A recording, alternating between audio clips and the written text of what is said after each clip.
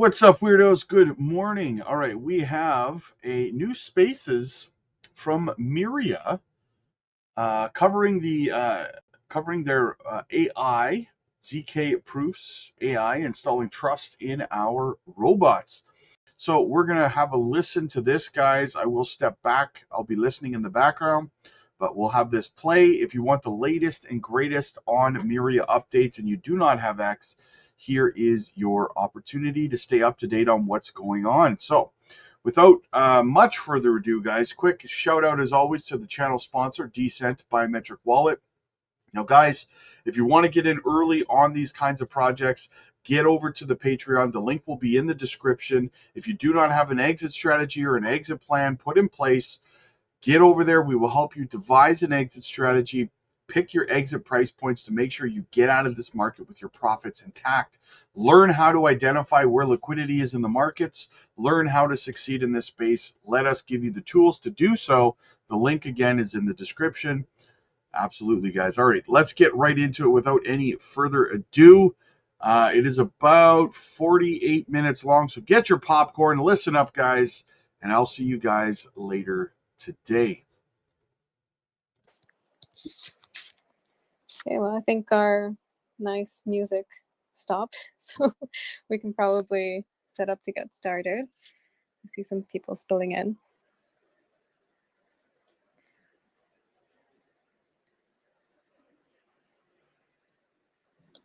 I didn't get any nice music. I want some nice music. Yeah, no, X has this thing where it's got like lobby elevator music while waiting for it to set, and it just abruptly ended. Oh, right, weird. Okay. Yeah, exactly. Because it's really rainy here now, so sorry if there's some background sound. No, not at all. Very cool. And hi to everybody who's joining in. Thanks for being early. I see a cute puppy in the crowd. That is an adorable puppy. Yeah, so cute. The bow tie? Is he wearing a bow tie? Oh yeah, it's like a little. It is a bow tie. Yeah, that's awesome. Very cool. And yeah, to everybody who is here and happened to be early, I want to welcome all of you back to another Friday Talk with the Founders. Today, we're going to explore a topic that sits kind of in the intersection between two pretty powerful technologies. On the one hand, we have AI, and the other, which is more closely tied to Myria scalability, is ZK technology or ZK proofs. And, while of course AI has been grabbing a boatload of headlines as of late, ZK has also been making some pretty quiet but significant progress, which we'll touch on in a little bit. And yeah, joining me today is Brendan Dumel, Myria co-founder and head of blockchain. We're going to unpack some of the stuff that's emerging and where this could take certain industries over the next few years. Always excited to talk ZK with you. How's your Friday going? Yes, likewise. It is, and this is, as we've talked about offline, one of the topics I've wanted to jump into and have been very invested in just on a personal basis, reading all sorts of papers that are coming out and stuff for a long time now. So excited about this conversation. But yeah, my Friday is good. I'm nursing quite a bad sunburn at the moment. I became convinced that I didn't burn anymore because I stopped eating seed oils. But it turns out that it doesn't work as well as I would have liked. But there's only so much avoiding seed oils can do for the pasty Irish skin that I am blessed with. So that's my situation on this nice Friday. Oh dear, yeah. Well, I think there's also so much mundane burn you can endure until your skin gets numb and it just doesn't matter anymore. yeah, that's true. Yeah, I always think it's funny, when we're talking about one of the most cutting edge cryptographic techniques is called zero knowledge. Like the term itself doesn't tell you a lot about what it does, but maybe that's the whole point. No, does not tell you much. Yeah. Well, it also doesn't tell you much. Well, we'll get into it in a few minutes. Also doesn't tell you much because it's also not even the aspect that's the most interesting of it a lot of the time, funnily enough. It doesn't disclose the information of why it's called that. That's correct. Yeah, by design. by design. Well, yeah, let's get into it. Let's start from the top. What's been interesting you mentioned you've been going through some papers on ZK. What's been most interesting to you lately in this overlap between ZK and AI? And there's clearly a lot of potential there. Yeah. So I guess to set the scene. So what I was just referencing there was the fact that and I've talked about this in a lot of different talks that I've done in the past, but we chose to use zero knowledge as what we described succinct proof systems in the blockchain space, at least because we are most interested in the privacy aspects, by default, because crypto people are interested in privacy. But in fact, obviously, what we've discovered since then is that zero knowledge is used for a lot more beyond that. Specifically, the succinctness of it, meaning that you can have a whole lot of computation which is done somewhere else, and then you can have a very small portion of data, a few hundred megabytes, that can then prove all that computation elsewhere. So that's to set the context, in the sense that I want to talk about the intersection of ZK, but ZK more broadly, not just on the privacy side, but on the proving large amounts of computation in much smaller forms. And then to further set the scene, I guess where I really started to recognize that this was going to be quite the convergence of technologies was as a regular user of ChatGPT myself. I found it quite odd that often when I was now I'm on the paid version, but when I was on the free version, it would often say, okay, now you're switching to whatever the lower tier model.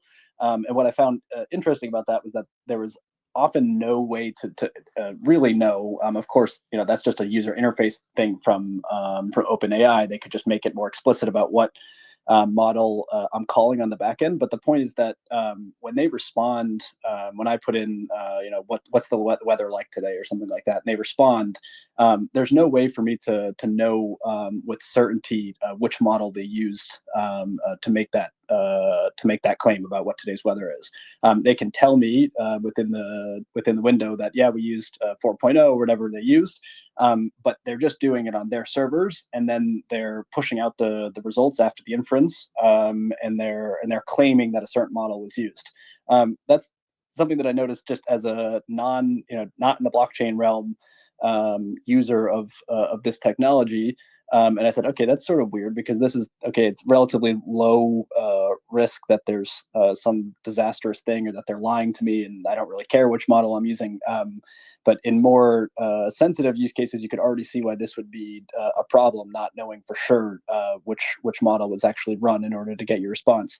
And then, of course, because I'm in the blockchain world, I said, hold on, in the blockchain space, this is an especially big problem. And in order to have AI that interacts directly on chain, you have two approaches. Essentially, you can have, or maybe we can call it three, but you have the basic, the default in every case is you run some code directly on chain. But we were already running into issues before we started putting large language models directly on chain, with scalability, of course. And then when you start having models with billions of parameters, there's just no chance that you're going to be able to do it directly on chain. But then, well, how do you connect the two if you just have a model running on a server somewhere, and they're sort of calling into the blockchain with an API saying this is my result? Again, for high value transactions like you have on blockchain, you need to be certain that the model that ran and gave you a particular answer is the one, in fact, that you wanted to run. And that's where it really basically clicked for me. But well, this is the perfect solution for again, I say ZKs, but specifically the succinctness proofs. This is a perfect use case, and it's there when I started to sort of dive in. Well, is it possible to run essentially a large language model in an arithmetic circuit, which is how you need to run a program in order to generate a zero knowledge proof from it. And it turns out that there are a number of projects that are working on exactly that. And I think that figuring out that will be one of the biggest breakthroughs we've had in the blockchain space for as long as I've been in it, which is 12, 13 years now. So yeah, very excited. That's the long-winded about why I recognize it was important. Yes, there are lots of projects attempting to do this exact thing. Yeah, that's really cool. It does also offer a more minimalist approach to checking or offering some sort of counterbalance. Because if you were to ask an AI to check itself, then maybe you would run into more issues, and it would be a lot more complicated that way. And yeah, you mentioned that there are more sensitive industries at stake. I know that AI is now creeping its way into government and defense, and so yeah, the stakes would be way higher in that regard. Tell me about where we are today with these applications. You mentioned there are projects working on it. ZKML, or zero knowledge machine learning, is a term that we're seeing more often, but in practice, what tools and projects actually exist right now that are working on it, and what are the bottlenecks that they're facing currently? Yeah. Okay. So I'm gonna try to do this without getting too technical to avoid losing most of the audience. But there are a few. The one thing that I want to say before I'm talking about specifically the projects that interest me the most is I would encourage everyone, because the first thing that I'm going to mention is that there was a very, very good paper that I've spent a lot of time on from a team at Waterloo. And I am happy to post a link to that paper. But basically, they figured out a way. And anyway, well, let me jump back a second and say that I encourage everyone who's even not technical to try to. And this paper was especially good because if you kind of stop yourself at every position through the paper and say, "Oh, actually, I don't understand this part. I'm going to go off and read about it." By the time you get through the original paper itself, you're going to have a pretty decent grasp on exactly what we're talking about when we say ZK and AI together. So I'm happy to post the link later. But basically, what this paper proved, and this was April of last year, I believe. So it's not been all that long, which is another reason why I encourage people not to be afraid of academic papers in this space, because some of the most cutting edge stuff really is academic, and it's yeah, there are projects and commercial applications that are of course trying to do it, but we're really on the bleeding edge of what's possible here. So jumping into the academic side is very helpful. So that'd be the first thing that I encourage. But anyway, what these researchers at Waterloo proved was that for a long time it wasn't abundantly clear that you could take sort of nonlinear functions, which are very required in LLMs, specifically for the activation function, which you use to do the balancing, like in the training. It wasn't at all clear that you could do this in a succinct way in an arithmetic circuit. You need to arithmeticize, it's a long word, but you need to be able to take a program and then put it into just basic arithmetic operations like addition, subtraction, multiplication, division, and nonlinear functions was quite difficult to do this. And there was this team that came up with basically a way to pre-compute all of the data in one of these nonlinear functions and then put it into a lookup table. And that was a big breakthrough in terms of, okay, yes, this is possible. In fact, they even showed that they could get proof of a relatively large model outputted within 15 minutes, which was something very impressive. So on the academic side, we had the likes of these Waterloo researchers, and then we've also had a lot of good commercial projects that have come out in large part thanks to this sort of research. So one of those, and I bring them up first because it gives another good sense about what sort of use cases we're talking about here. So this was called Modulus Labs, and they were actually recently acquired by Sam Altman's Tools for Humanity team. And so these guys were essentially trying to do the same thing. Can we take a large model and put it into an arithmetic circuit and prove it in a succinct way, but also specifically back to the other side of ZKs, can we do it in a privacy preserving way, which requires proofs which are even more difficult to generate. The reason why the Tools for Humanity guys acquired them was because, as we know, the WorldCoin had this whole idea about proof of humanity with the iris scans. Well, this is exactly one of those use cases I was talking about, where the stakes are obviously much higher. That is not the sort of data that you want to get leaked at all. So in the ideal case, and I'm not really even making a pitch for Tools for Humanity, I know there's lots of debates about the ethics of what they're doing and the like, but if you buy into this model, then obviously you have one option, which is you could just send your iris data into the cloud, and the model could get run there, and then they could tell you whether or not you're a human, or you could do it, in fact, on your side. Doesn't necessarily mean on your own computer, but you could have your own servers that you're more comfortable with somewhere.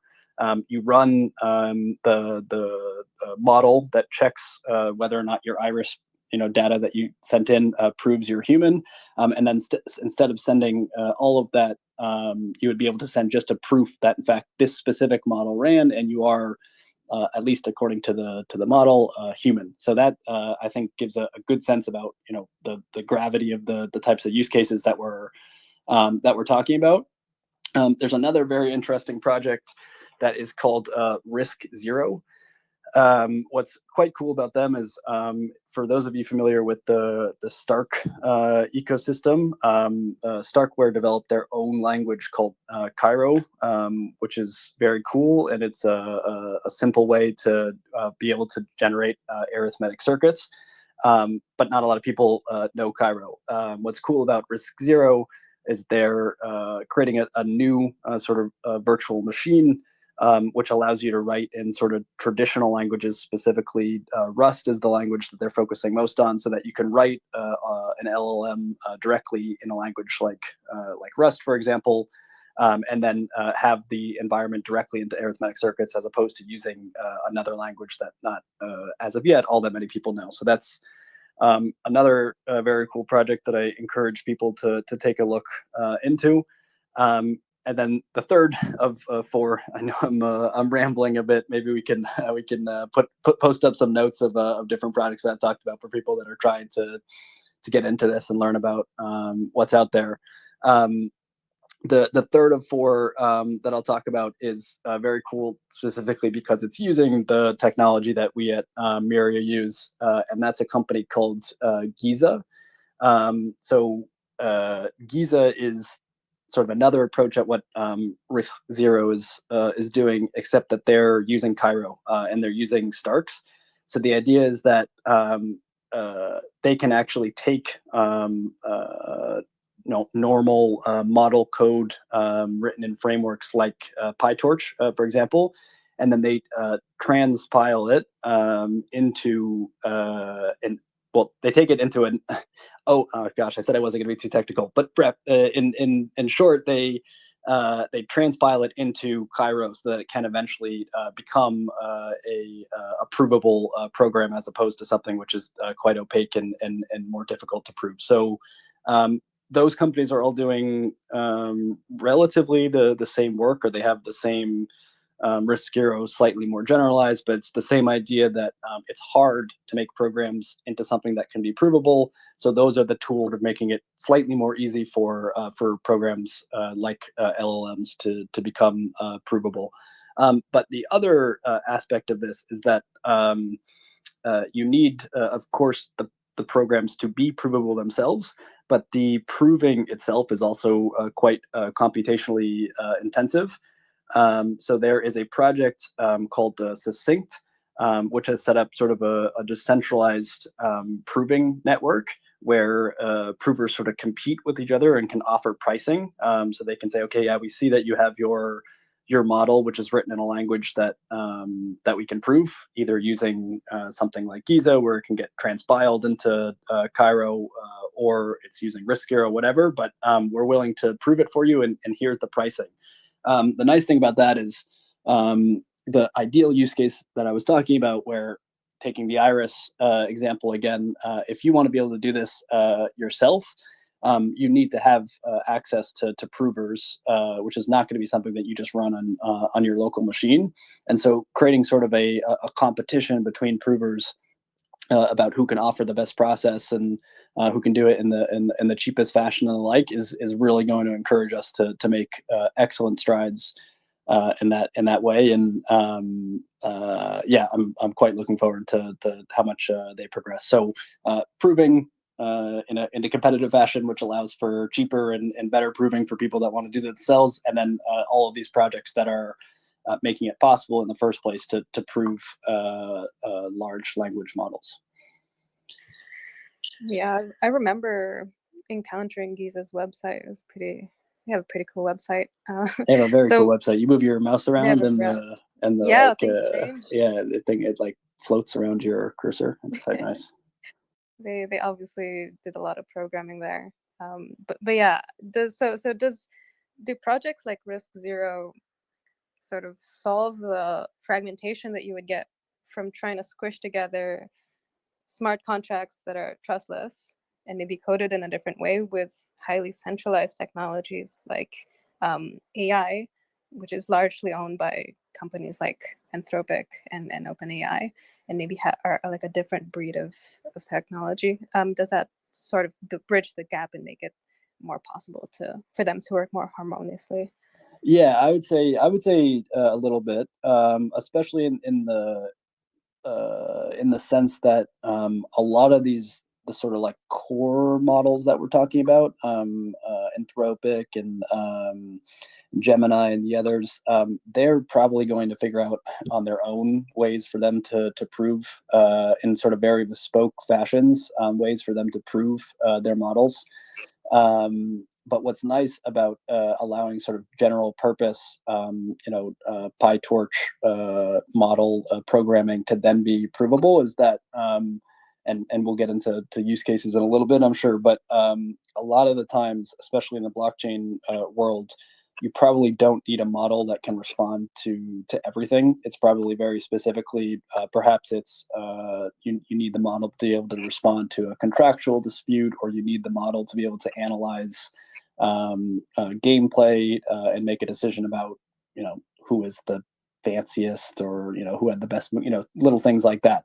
You probably need your models to be more specific than a lot of the generalized models that these big companies are working on. And so the fact that we're now seeing the ability to write a normal model, a relatively smaller scale model, but designed for a specific task, and then also have that provable, I think that is going to allow for individuals, or if not individuals, smaller groups than the biggest players we see in the world currently, to also get their AI to be able to interact with the on-chain world.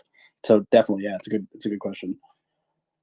It's very cool. And are we seeing usable frameworks emerge, or is this still largely research grade or highly experimental? Yes and no. I would say more toward the yes. We're not at a world yet where this is going to be, again, as I said, the full model that you're used to interacting with. Just every time you click, what's the you type in what's the weather and it responds. It's not going to be able to generate a proof for you right away. It, as I said, is very computationally intensive to generate succinct proofs, zero knowledge proofs for anything, even basic things like, as we know, transactions. X.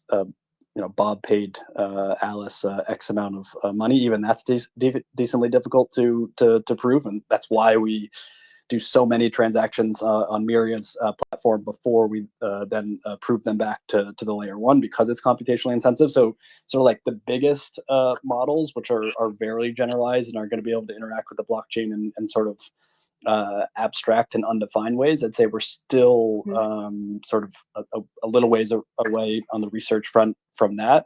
But that doesn't mean that we're far away, and you can go and use something like Giza, or use something like what Modulus Labs team has set up to write a model which is a bit more specific to your particular use case, and then deploy it and get it verified with something like Succinct, using their decentralized proving network. So yes, in the like really broad, almost like AI as general intelligence were still on the research front, but there are definitely use cases that have now opened up themselves in even the last year that weren't available before. Yeah, I think ZK, like you mentioned, by the looks of it, would save a lot of computational load. And it almost seems like it's going to be a race between uh, optimization and better circuit design, or maybe it's also going to be a mix of higher changing up your hardware stack, or applying more high performance computation in the mix to kind of get to a place where we can confidently accommodate verifying large models. Maybe latency is a problem also that we'll encounter, just because we're dealing with very large data sets, even in a ZK proven fashion. Yeah, so yeah, lots to respond to that with. I would say that, yeah, latency you bring up is a good one, which is that like any use cases that anybody listening here is thinking about, where it's almost as if you're interacting in real time with an AI agent or something similar directly on chain. The Well, it's possible if you're comfortable just calling an API, right? Like if you want to just use an Oracle and you think that the Oracle is going to be secure enough and the Oracle is going to call the right model that you want to query, okay, yeah, you can have AI agents. But in terms of fully secured model, interaction with proofs being generated after every inference pass through, we're still ways away from that. Like that paper that I talked about from Waterloo, I think there was a 13 billion parameter model, and they were able to prove it using some sort of hacky techniques in under 15 minutes, right? So the latency is definitely going to be something we have to consider, and the use cases need to be sort of more likely once in a blue moon type checks. Okay, yeah, maybe after the gameplay has finished or something, we go and ask a provable AI model, again, maybe who won the game in a verifiable way, or something similar, where it's a check that you're doing periodically rather than like a back and forth interaction like you can have with ChatGPT currently. But the other thing that I just wanted to mention, which you brought up, is this sort of like race for efficiency. I think what's cool about the blockchain use cases, I think we're probably going to push the industry into more efficient and bespoke models in a way that's not really necessary outside of blockchain, which I think is a good thing. Like we're going to push the algorithms and the model writing and the like to get more efficient, because when you just have Microsoft giving you hundreds of billions of dollars to run servers, well, it's not really going to be your main focus to try to get these models to be more efficient, at least for the moment. You want them to be more intelligent and the like.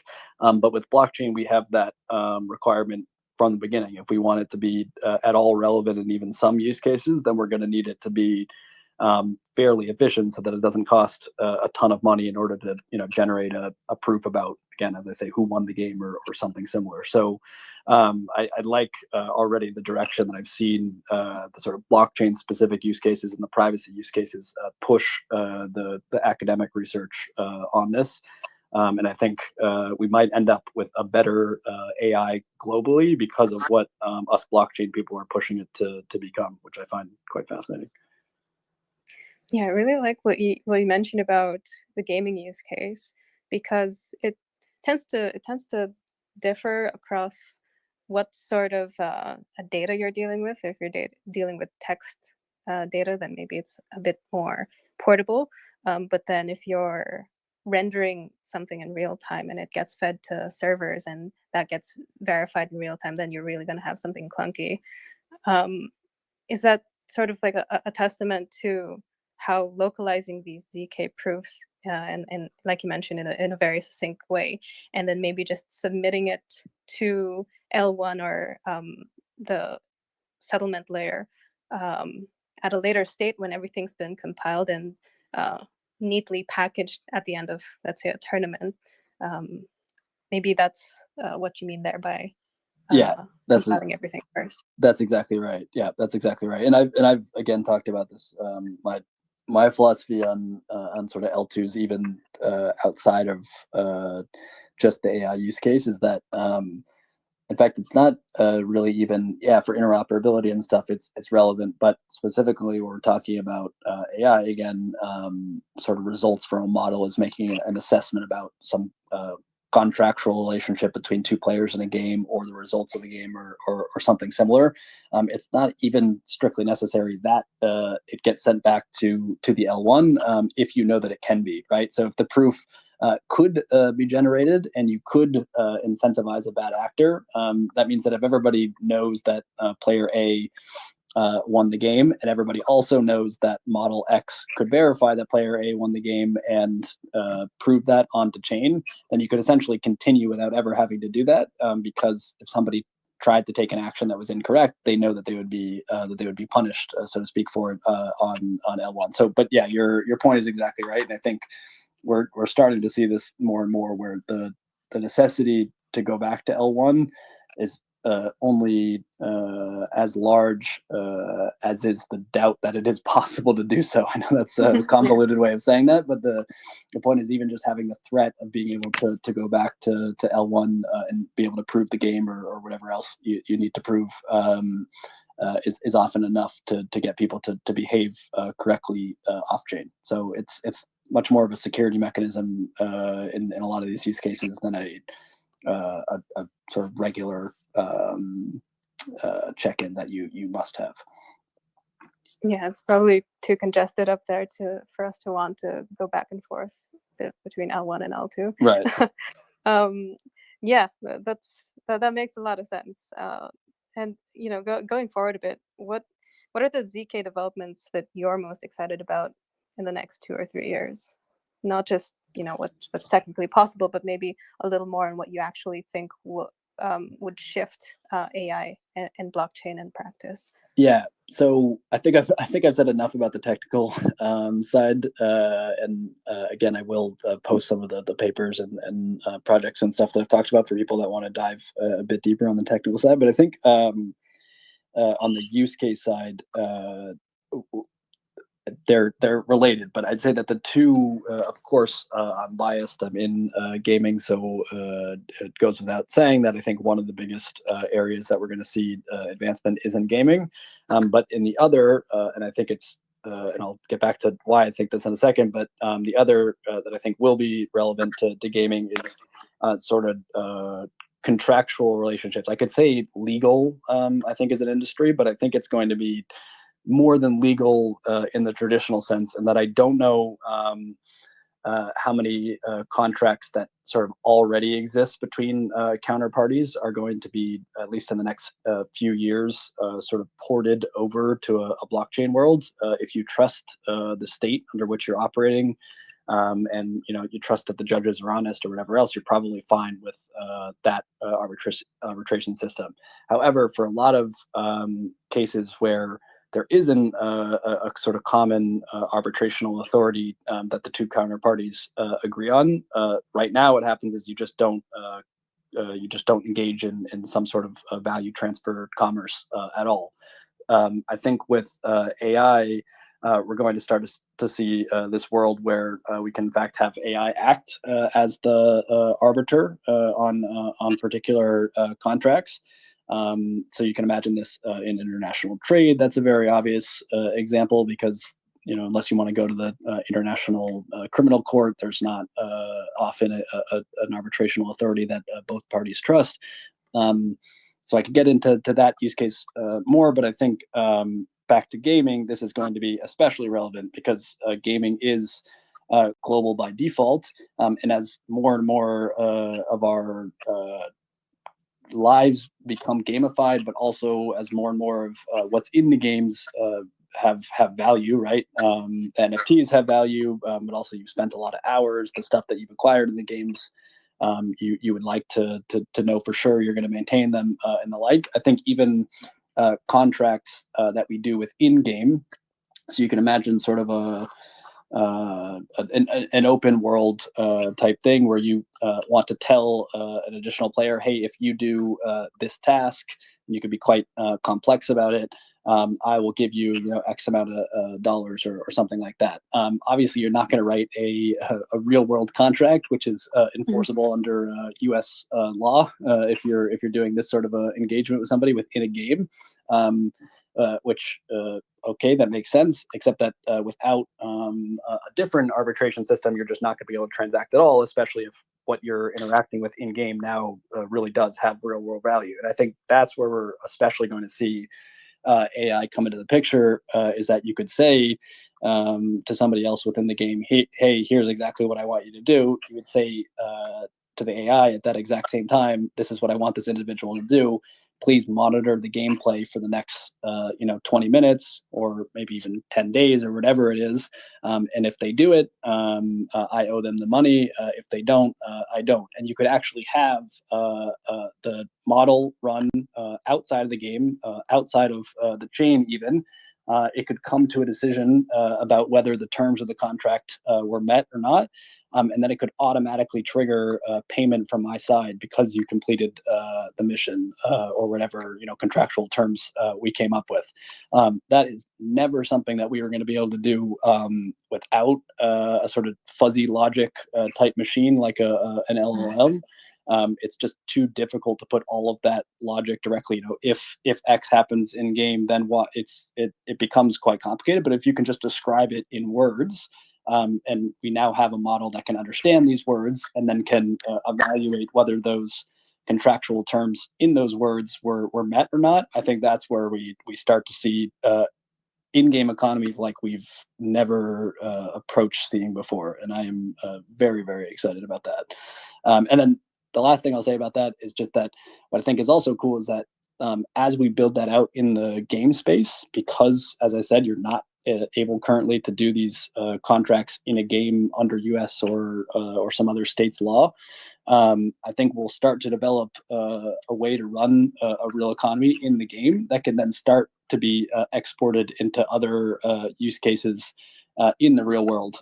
So, like if you're, international contracts with your international suppliers as a big trade buyer in the U.S. or something, if they're not working that well, and then you see that there's now this method to arbitrate, which uses LLMs that are proven, already happening with high value assets in games. You could as a company or as an individual start to try to port that out and use that as your arbitration mechanism, even for real world assets. So I maybe I'm getting a bit ahead of myself, but I really do see gaming as this way to in fact like bring totally new modes of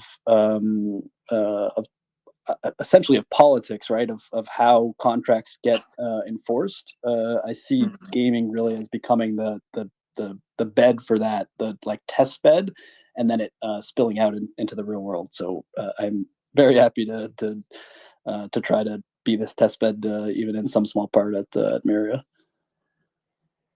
That's really incredibly cool. It almost seems like it's the only tangible thing that we've seen so far that would enable a more subjective way of gaming, if you'd like to put it that way. Yeah. That's exactly right. That was what I was trying to get at, is that like we've just never had this ability to be, sort of, hey, who's the coolest player in this game, or if he does something, like it's hard to, a lot of the stuff that we want to do in games we can describe in just sort of human language, but it was always very difficult to take human language and put it into direct smart contract constraints, right? That's an incredibly difficult thing to do. But to take language and just to get an LM that you trust decently well to then evaluate that language. I mean, that's, everybody's had that experience now just interacting with ChatGPT, and it does a pretty good job already. So, why not let them arbitrate certain in-game and not in-game eventually contracts between distrusting parties. Yeah, that almost seems like it almost seems like it is a way to make the, call it MMO or metaverse genres feel more realistic, while still kind of maintaining that very distinct metric that's highly measurable, because it's either you get tournaments with leaderboards and numbers that people can very easily understand, or you get a verifiable model that can very succinctly prove that player A who has fulfilled even subjective objectives within the game is entitled to a certain reward based on their contractual achievements. Yeah, that's exactly right. Yeah, I hadn't thought of that word before this conversation, but yeah, the subjectivity of evaluation. I think that's quite cool. And again, all of this depends on the technical stuff that I was talking about at the beginning, which is that if you aren't 100% certain which model is going to be doing the arbitration, you can't.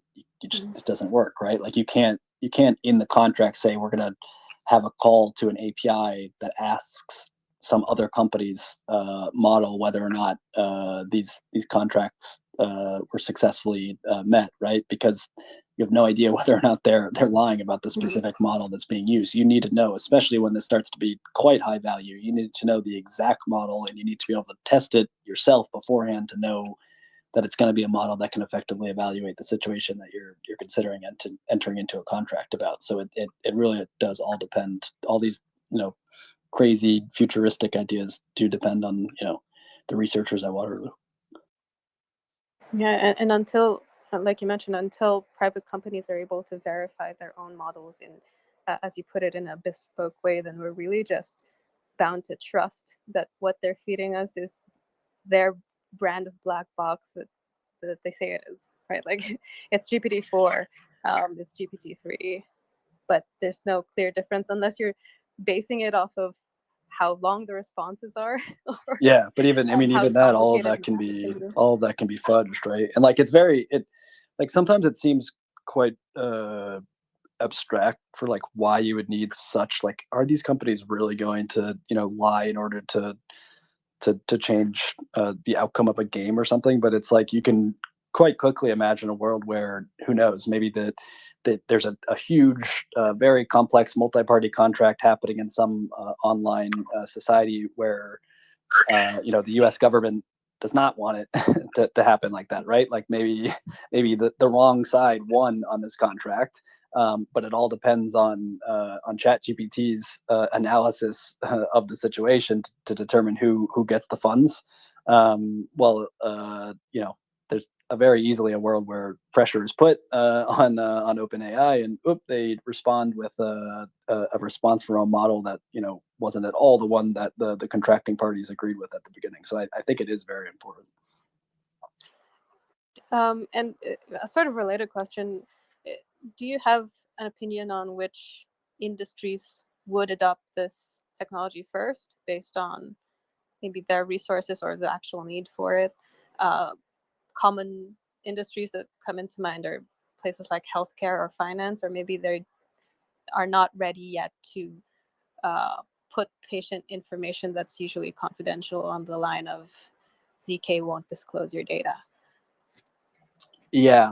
I don't know if industries I'm as able to predict as much as I am able to predict sort of geographical bounds, in the sense that again, like if you already trust your nation state based jurisdiction and like arbitration systems, it's probably going to be a long time before you think that it's more efficient to have sort of AI evaluating some of these things, and even more importantly, an AI that can be provable.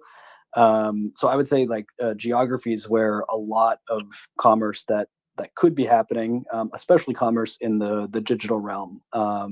So stuff like telecom networks, I think, is a good use case. Obviously, gaming, but services is another one. You don't want too much physical goods involved, or it becomes another oracle question. You want things that an AI could evaluate with all the data that it has, which is obviously digital. But I would say in geographies, there are definitely parts of the world, and there are studies about this. I was in trade finance before my entrance into gaming, and like there is a lot of commerce that doesn't happen throughout the world just because two parties aren't able to come up with a contract together that they think can actually be reasonably enforced, either because their judges are corrupt or because they're in two different countries or the like. So I would say areas of the world where trust is lower because they have less stable existing arbitrational systems. That's definitely going to be where we'll see a faster uptick than in places like just highly efficient government systems. But what's nice is, again, like gaming is going to be a test bed. I think these geographical areas where they really do need a new arbitration system, they're going to be able to sort of feed that back and go, actually, ours is even better than the best of what a nation state can offer, in the sense that an LLM, once the model is written, it's going to respond exactly as it's supposed to respond. That's not the case even with your least corrupted judges in the United States, right? So hopefully same way with gaming into the real world, areas with lower trust in their government systems, I think will push back then into the more developed world, as we say. So looking forward to that too. Oh yeah, and what I'm seeing a lot too in terms of use cases for AI within that seems to be pretty universal, is the interest in RWAs, or real world assets.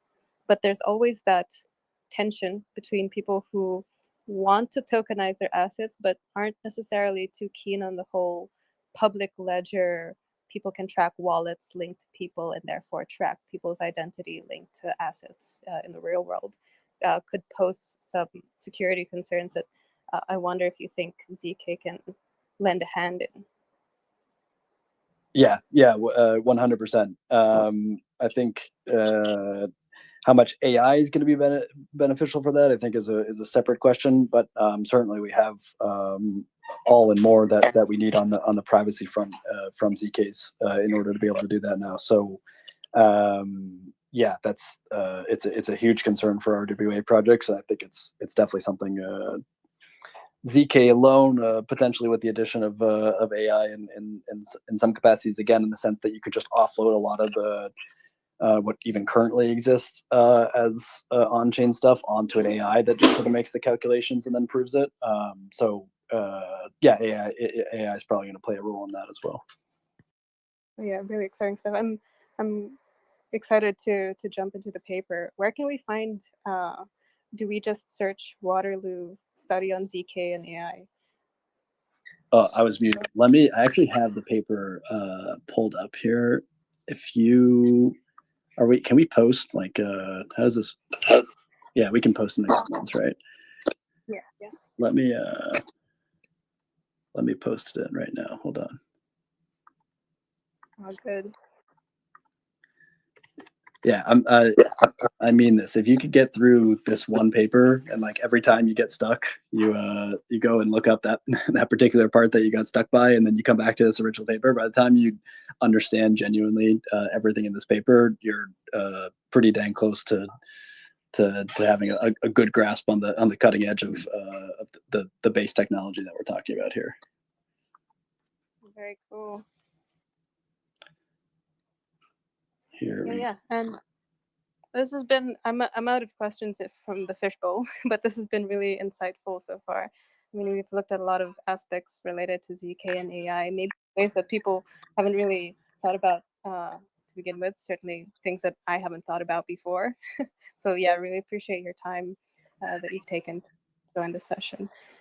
Of course, and I just posted the paper now in the responses. So do not be afraid, really, when it's hard after even a few minutes of going through it, or you're already caught up on stuff. Like, just take that as an opportunity to learn about those specific technologies, and, like, go ask ChatGPT. He'll walk you through it. It's that's what's beautiful about these things. It's like there really are very few sort of aspects of learning that you can just get 100% caught up on. Like, go and talk to an LLM, and you're gonna slowly but surely understand it. And hopefully people listening to this could. Guys, the integration of ZK proofs and AI into Myria is something, it's a level that Gala couldn't even have dreamed of in the last cycle. I think that Myria is so much, and this is not to FUD Gala. I don't mind Gala. I made a lot of money in Gala in the last cycle. Good project. Hope everybody makes money in it. But this is next. This is next generation. This is next level, right?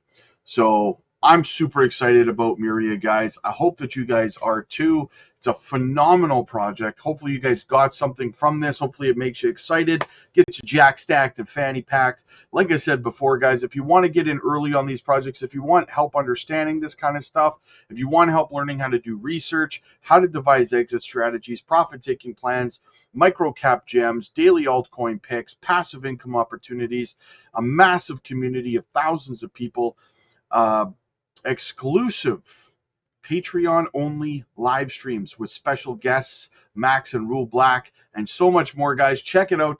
The link is down in the description. Click like if you like this video. Click subscribe if you really liked it. I'll see you guys in the next one. God bless.